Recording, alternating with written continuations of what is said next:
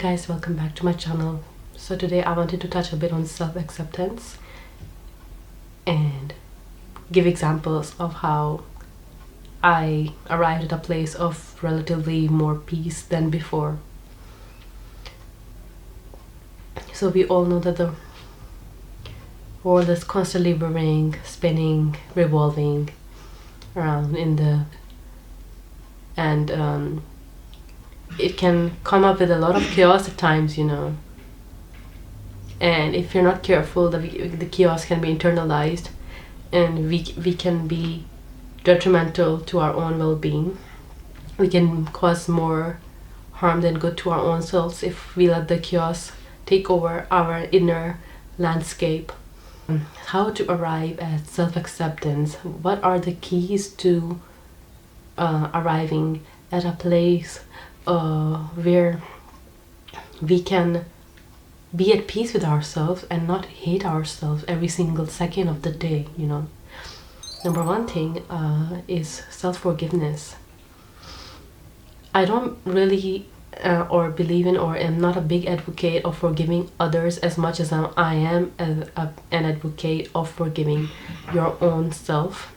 I don't know why that is, or I don't try to pry too much into it or see why I'm not forgiving others, because sometimes things have been so wrong, you have been so wrong, that you have to see for yourself if the other person even deserves the forgiveness. But before that, you have to see that if they even asked for the forgiveness, and if they didn't ask, you can forgive them in silence and all that. I've heard about this concept that you have to learn to forgive people who didn't ask for an apology. But for me, that's really hard, and I don't think that resonates with some people, so you have to do what works for you.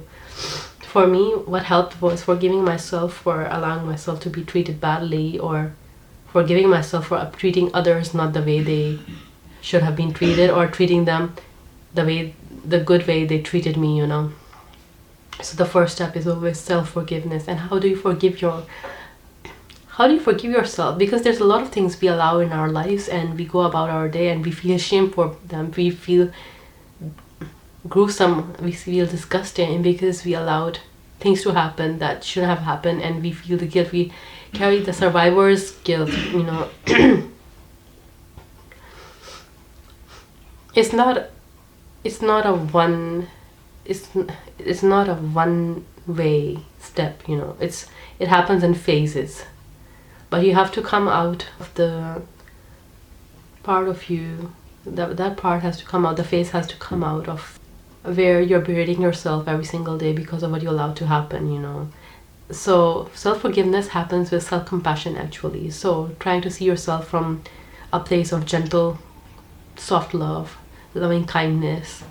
And that brings me to my second step, is inner reflection and meditation. So maybe that can be two other steps, but let me just explain. Sorry. Inner reflection, meaning taking time at least for 10 minutes or to an hour to sit down every day with yourself to see what went well with that day, what didn't go well, what you did towards achieving your goals or values and all that, right? But also reflecting on the intrinsic climate of your body and your soul, and seeing where you're holding tension and letting go of that part that is holding a lot of tension, and giving it love, slowly simmering it with love, and filling it out with love. That is what I believe helps the tension go away, and relaxation of the muscle, and also the soul part which is related to that muscle, because we are a soul above all. We are not a body, we are soul and body, so we're together, body, but the major part is the soul. The soul has to be nourished. And just like we give food to our body, we need to give food to our souls. And what kind of food do we give our souls? It's not the food that we eat, that materialistic, like the nutrition that we eat, actually, the food that we eat. We have different type of food for our soul. And one of them is, you can give it your soul love through meditation. That brings me to the meditation part.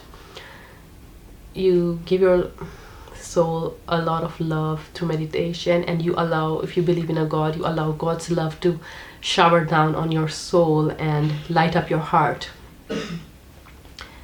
This is the second way where it becomes easier to accelerate and facilitate the process of self-acceptance, you know. And I think it's a very pertinent, important part of it, and I think it can do wonders if you allow it to in your life, you know. Third point, which brings me to, is journaling. Now, I know a lot of people are big fans of journaling and all that, but I have faced struggles with journaling in the sense that, I don't know if you can relate to it, but when I used to journal, or I still sometimes journal, I feel like someone else is looking at my pages and they're reading my thoughts, and I have this paranoia in my mind, you know. I'm still trying to overcome it. I don't have solutions to all the problems that exist, you know. I am still also going through processes and phases in my life that I'm trying to reflect on and trying to see where it's coming from and how I can offer solutions and how to myself as well, you know. So if you're a person that is paranoid about journaling, I wouldn't say you have to keep at it like as ferociously, as intensely, you know. That's what I mean. Because I don't journal every single day. I do it every once in a while, so a few times a month. So that is one thing that is helping me overcome this paranoia, is that I tell myself to take the pressure of journaling, that I don't have to journal every single day. I don't have to have a set number of pages that I have to fill, you know. There's no rules to it. There's just flow to it, that if I want, the pages wait and I can flow my thoughts on it.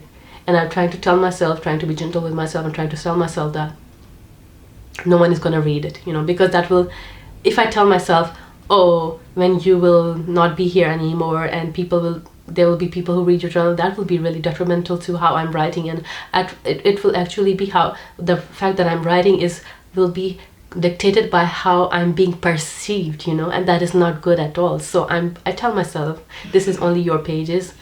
And even if, I don't know, you know, I don't know why there's this paranoia, but I'm trying to get to the root cause of it, and when I do get there, I might share it with you. So yeah, so journaling can help if your feelings and thoughts are aligned, in the sense that you're letting out your feelings through your thoughts. What am I saying? No, if you're letting out your thoughts and feelings through the writing, that's what I mean. It can really help in that sense. But then there are phases of our life where we don't necessarily journal or write poetry, for example, as much as other phases of our lives, and you don't have to judge yourself for that too much, you know. You don't even have to judge yourself for it even a little bit, because we have phases in our lives.